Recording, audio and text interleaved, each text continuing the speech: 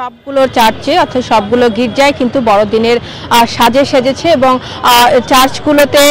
এরই মাঝে নিরাপত্তা ব্যবস্থাও জোরদার করা হয়েছে। এখানে পুলিশের বিশেষ টিম কাজ করছে এবং কিছুক্ষণের মাঝে এখানে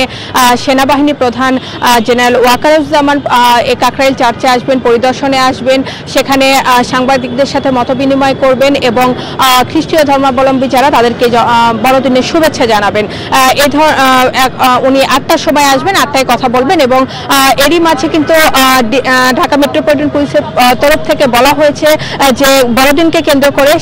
শুধু চার্চগুলোতে নয়, সারা রাজধানী জুড়ে কিন্তু নিরাপত্তা ব্যবস্থা যথেষ্ট জোরদার করা হয়েছে এবং আমরা এরই মাঝে আমরা দেখেছি যে এখানে চার্চে পুলিশ মোতায়েন রয়েছে এবং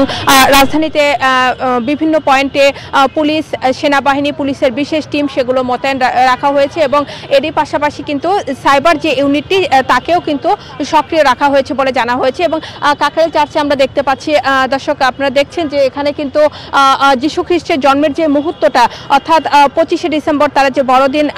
পালন করছে, জন্মের মুহূর্ত মাতা মেরির কোলে তিনি যে গোশালায় জন্ম দেন সেটির কিন্তু একটি প্রতীকী ছবি কিন্তু প্রত্যেকটি চার্চে রয়েছে এবং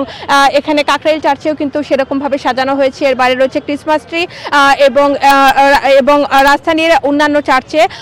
যেমন তেজগাঁ চার্চে আমি গিয়েছি, সেখানেও আমি দেখেছি একই রকমভাবে চার্চগুলো সাজানো হয়েছে এবং খ্রিস্টীয় ধর্মাবলম্বী যারা রয়েছেন তারা কিন্তু এরই মাঝে